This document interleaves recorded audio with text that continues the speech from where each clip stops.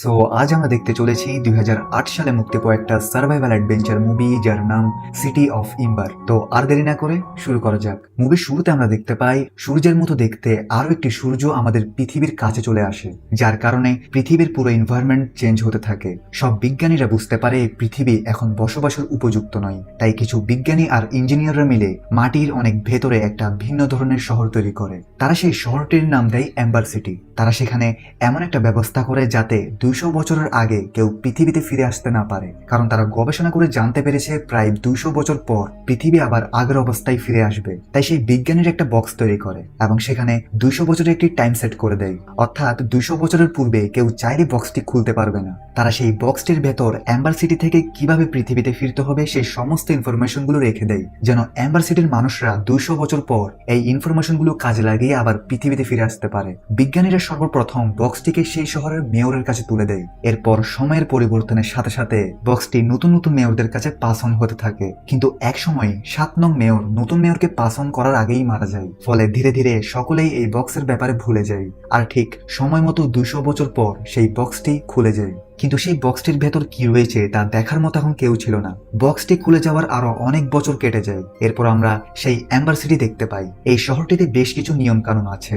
শহরটিকে পরিচালনা করার পেছনে শহরের প্রত্যেক মানুষেরই ভূমিকা রয়েছে, অর্থাৎ এই শহরের প্রতিটি মানুষ কোনো না কোনো কাজ করে। তবে এই শহরের কোন মানুষ কি কাজ করবে সেটা লটারির মাধ্যমে নির্ধারণ করা হয়। এই এম্বার সিটিতে তেমন কোনো আধুনিক প্রযুক্তি নেই, তাই প্রতিটি কাজ ম্যানুয়ালি অনেক কষ্ট করে করতে হয়। এবং এই শহরে সরাসরি কোনো বৈদ্যুতিক সংযোগ নেই, বরং শহরটির বিভিন্ন স্থানে বড় বড় জেনারেটরের সাহায্যে এই পুরো শহর আলোকিত হয়ে থাকে। এখন যেহেতু এই শহরকে 200 বছরের জন্য বানানো হয়েছিল এবং শহরটি যেহেতু 200 বছরের বেশি হয়ে গিয়েছে, তাই এখানকার সবকিছু দিন দিন অকেজো হয়ে যাচ্ছে।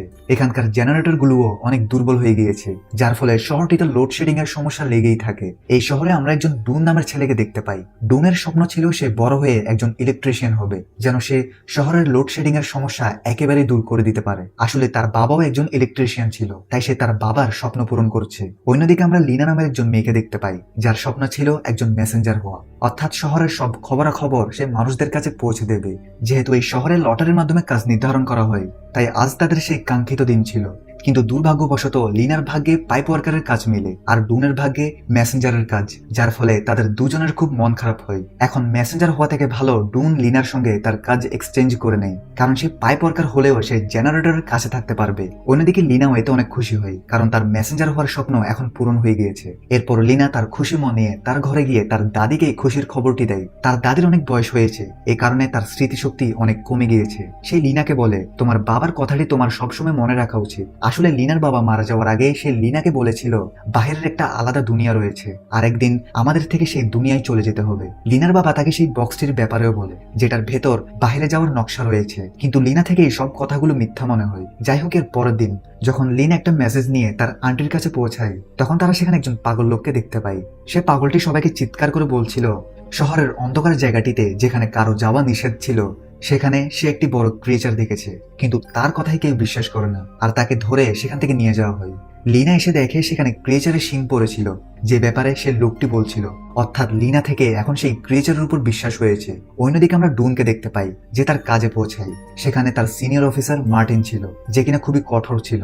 ডুন এখানে এসে বুঝতে পারে তাদের এই শহর ধীরে ধীরে ধ্বংসের পথে যাচ্ছে, কারণ শহরের পাইপলাইনগুলোতেও প্রচুর পরিমাণে সমস্যা রয়েছে, আর সেই সমস্যাগুলো সমাধান করার জন্য যে প্রয়োজনীয় সরঞ্জামগুলো দরকার সেগুলোর কোনো কিছুই এই শহরে নেই। শহরের পাইপলাইন এবং জেনারেটরগুলোকে ঠিক করতে গিয়ে এখন পর্যন্ত অনেকজনের প্রাণ গিয়েছে, কিন্তু এতে তাদের কোনো উন্নতি ঘটেনি। কিন্তু তাদের শহরের এমন ভয়াবহ অবস্থা সম্পর্কে শহরের কেউ জানে না। মার্টিন ডুনকে আরো বলে, এই সিটি প্রায় ধ্বংসের দিকে, এখানে আমরা চাইলেও এখন কিছু করতে পারবো না। আমরা শহরটির উন্নয়নের জন্য চেষ্টা তো করেছি, কিন্তু উন্নয়নের জন্য পর্যাপ্ত পরিমাণ উপাদানগুলো আমাদের নেই। তাই এখন শুধু আমরা অপেক্ষা করতে পারি, অর্থাৎ আমরা সেই দিনটির অপেক্ষা করছি যেদিন আমাদের শহরটি পুরোপুরি ধ্বংস হয়ে যাবে। যেহেতু শহর ধ্বংস হয়ে যাবে, তাই সেখানকার সকল কর্মচারী হাল ছেড়ে দিয়েছে।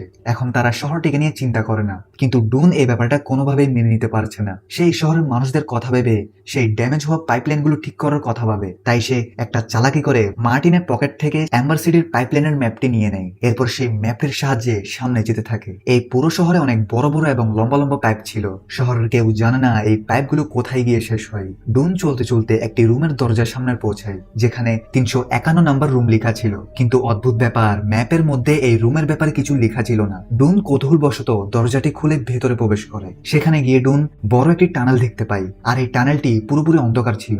সেখানে অনেক অন্ধকার দেখতে পেয়ে ডুন অন্য রাস্তা দিয়ে চলে যায়। ডুন রাস্তাটা দিয়ে হাঁটার সময় সে উপর থেকে নেমে আসা একটি দড়ি দেখতে পায়। ডুন দড়িটির সাহায্যে উপরে ওঠে, আর সে বুঝতে পারে এটা হলো তাদের শহরের স্টোর রুম। কিন্তু স্টোর রুমগুলোতে খাবার প্রায় শেষ হয়ে এসেছে। এটা দেখে সে খুব দুঃখ পায়। তখনই সেখানে গার্ড চলে আসে, যে তাকে ধরে ফেলে এবং সে তাকে সেখান থেকে বের করে দেয়। আর তখনই তাদের শহরে লোডশেডিং হয়। যদিও জেনারেটরকে ঠিক করে ফেলা হয়, কিন্তু এখন সবাই বুঝতে পারে জেনারেটর এখন খুবই দুর্বল হয়ে গিয়েছে। শীঘ্রই এই শহর অন্ধকার হয়ে যাবে। বিদ্যুৎ ফিরে আসার পর লিনা তার দাদির সাথে দেখা করতে যায়। তখন তার দাদি তাকে কিছু একটা বলার চেষ্টা করছিল, কিন্তু সে ভালোভাবে বলতে পারছিল না। তখনই লিনা কিছুটা বুঝতে পারে তার দাদি বলছে তাদের বাড়িতে একটি বক্স রয়েছে যেটা তাদের কাজে আসবে। আসলে লিনার বংশের একজন এই শহরের 7 নং মেয়র ছিল, যার হঠাৎ মৃত্যুতে সে আর পরবর্তী মেয়রকে সেই বক্সটি দিতে পারেনি। লিনা সেই বাড়িতে বক্সটি খুঁজতে থাকে, আর অবশেষে লিনা সেই বক্সটি পেয়ে যায়। এখন লিনা এটা বুঝতে পারে না সেই বক্সটির সাহায্যে কি করবে। এমনকি লিনার দাদি যেহেতু একজন বৃদ্ধ মানুষ ছিল, তাই সেও ভালোভাবে কিছু মনে করতে পারছিল না। এরপর লিনার কাছে একটি মেসেজ পৌঁছানোর কাজ আসে, আর এই মেসেজটি মেয়রের কাছে পৌঁছাতে হবে। এখন লিনা সেই মেসেজটি নিয়ে মেয়রের কাছে চলে যায়। লিনা সেখানে পুরনো সব মেয়রদের ছবি দেখতে পায়। সেই মেয়রগুলো কোন এক সময় এই শহরের মেয়র ছিল। এখানে লিনা তাদের বংশের মেয়রকে দেখতে পায়, যার হাতে সে বক্সটি ছিল, যে বক্সটি কিনা কিছুক্ষণ আগে সে খুঁজে পেয়েছে। এরপর লিনা মেসেজ পাঠানোর জন্য বর্তমান মেয়রের কাছে আসে। লিনা সেখানে লক্ষ্য করে লিনাকে দেখে সেই মেয়র ডয়ের ভেতর কিছু একটা লুকানোর চেষ্টা করছে। যাই হোক, মেয়রকে মেসেজ দিয়ে লিনা এরপর সেই ক্রিয়েচারের শরীরের অংশটি ডুনের সাথে শেয়ার করে। এখানে আমরা জানতে পারি লিনা এবং ডুনের মধ্যে ভালো বন্ধুত্ব তৈরি হয়েছে, তাই তারা একে অপরের সঙ্গে সবকিছু শেয়ার করে। ডুন ক্রিয়েচারের অংশটিকে দেখে বলে এটা তো গুবরে পোকার শরীরের অংশ, কিন্তু গুবরে পোকা এত বড় কিভাবে হতে পারে। ডুন এ ব্যাপারে তার বাবার কাছে জিজ্ঞেস করে। তার বাবার কাছে এর কোনো জবাব ছিল না। তার বাবা তাকে এসব জিনিসের চক্করে পড়তে নিষেধ করে। অন্যদিকে শহরের সবাই টেনশনে ছিল, কারণ শহরের খাবার, ওষুধ সবকিছুর সাপ্লাই শর্ট হয়ে গিয়েছে। এদিকে লিনা সেই বক্সের রহস্য বোঝার চেষ্টা করে। লিনা সেই বক্সটির কথা ডুনকে বলে। এরপর তারা সেই বক্সের ভেতর একটা চিহ্ন দেখতে পায়, আর সেই বক্সের ভেতরে কিছু টুকরো টুকরো কাগজ পড়েছিল। কাগজটিতে কিছু একটা লেখা ছিল এবং সেখানে একটা কাচের টুকরো পড়েছিল। আর সেই টুকরো টুকরো কাগজগুলোকে জোড়া লাগিয়ে তারা বুঝতে পারে এখানে অ্যাম্বার সিটি থেকে বের হওয়ার সমস্ত ইনফরমেশন দেওয়া আছে। অর্থাৎ এটা হলো অ্যাম্বার সিটি থেকে বের হওয়ার রাস্তা, যেটা একটা টানেলের মাধ্যমে শুরু হয়, এবং সেখানে 351 নাম্বার রুমটির ব্যাপারেও বলা ছিল। তাই লিনা আর ডুন সেই রুমটির কাছে পৌঁছায়। তখনই তারা সেখানে একজন ল্যাংড়া মানুষকে পালিয়ে যেতে দেখে। এরপর তারা সেখানে কিছু খাবারের প্যাকেট দেখতে পায়, যেগুলো কিনা অনেক দামি খাবার ছিল। আর এই খাবারগুলো অনেকদিন আগেই তাদের শহর থেকে ফুরিয়ে গিয়েছিল।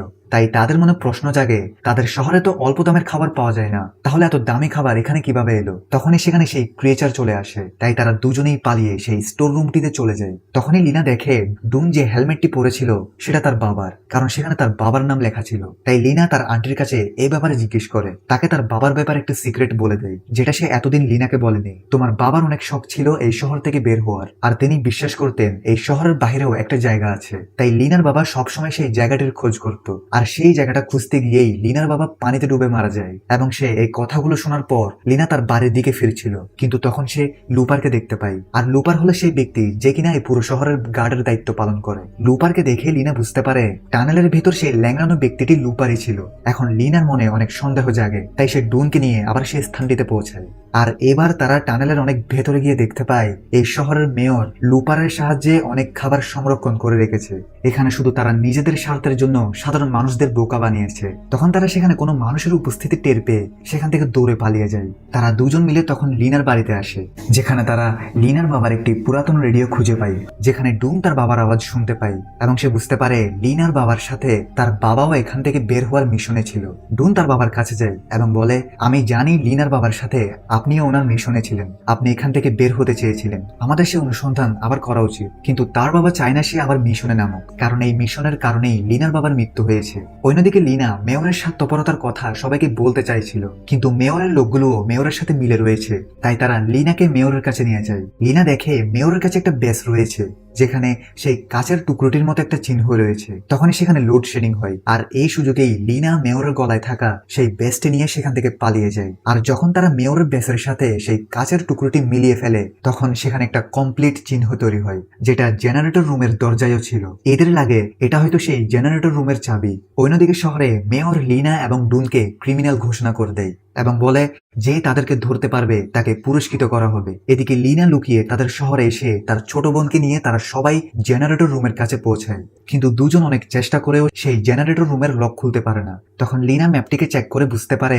জেনারেটরের কিছু চিহ্নের সাথে ম্যাপটির হুবহু মিল রয়েছে। তারা তখন ম্যাপটিতে দেওয়া ক্লু অনুযায়ী একটা আলমারিকে সরায়। তখন তারা ভেতরে একটি রাস্তা দেখতে পায়, সেখানে অনেক আলমারি রাখা আছে। এরপর তারা পরের ক্লু অনুযায়ী সেখানে জাহাজের একটা স্টিয়ারিং হুইলকে ঘোরায়, আর সেটা ঘোরানোর সঙ্গে সঙ্গে সেখানে একটা সিক্রেট চেম্বার ওপেন হয়, যেটার ভেতরে একটি আলমারি চলে যায়। আর এরাও যখন চেম্বারটির একদম ভেতরে প্রবেশ করে, তখন তারা দেখতে পায় তাদের সামনে একটা নদী বয়ে যাচ্ছে। আর তারা যেটাকে এতক্ষণ আলমারি ভাবছিল, আসলে সেটা আলমারি ছিল না, বরং এক ধরনের নৌকা ছিল, যেটা এখান থেকে বের হওয়ার জন্য বানানো হয়েছে। তারা দেখতে পায় সেই নৌকাটি একটি রোলারের কাছে গিয়ে ধ্বংস হয়ে গিয়েছে, আর এই রোলারের কারণেই লিনার বাবা মারা গিয়েছে। এখন তারা যদি নৌকার সাহায্যে এখান থেকে বের হতে চায়, তাহলে পানির লেভেল বেশি হতে হবে, যেন তারা রোলারের উপর দিয়ে চলে যেতে পারে। তারা পরের ইনস্ট্রাকশন গুলো পড়তে থাকে, যেখানে কন্ট্রোল রুমের ব্যাপারে বলা ছিল। তারা সেই কন্ট্রোল রুমের কাছে যায়, আর তারা সেখানে সেই কি হোলটা দেখতে পায়, যেটা কিনা তারা মেয়রের বেচ আর সেই কাচের টুকরোটা দিয়ে বানিয়েছিল। অর্থাৎ এটাই কন্ট্রোল রুমের চাবি। তারা সেই চাবির সাহায্যে কন্ট্রোল রুমে প্রবেশ করে, আর তারা দেখে বাইরে যত মেকানিজম আছে সেটা এখান থেকে কন্ট্রোল করা যেতে পারে। এরপর তারা পরের ইনস্ট্রাকশন ফলো করে সেখানে একটি সুইচ অন করে দেয়। তখন বাইরে যে বড় রোলারটি ছিল সেটি উল্টো ঘুরতে শুরু করে, যার ফলে পানির লেভেল দ্রুত গতিতে বাড়তে শুরু করে। কিন্তু রোলার চলতে চলতে হঠাৎ থেমে যায়। সাথে তারা এখন যে সুইচটি অন করেছিল, তাদের শহরের ইলেকট্রিসিটি পাওয়ার অনেক গুণ বেড়ে যায়, যার ফলে শহরের সব লাইটগুলো ব্লাস্ট হয়ে যায়। সাথে তাদের পুরো শহরটিতে এখন পানি প্রবেশ করা শুরু করেছে।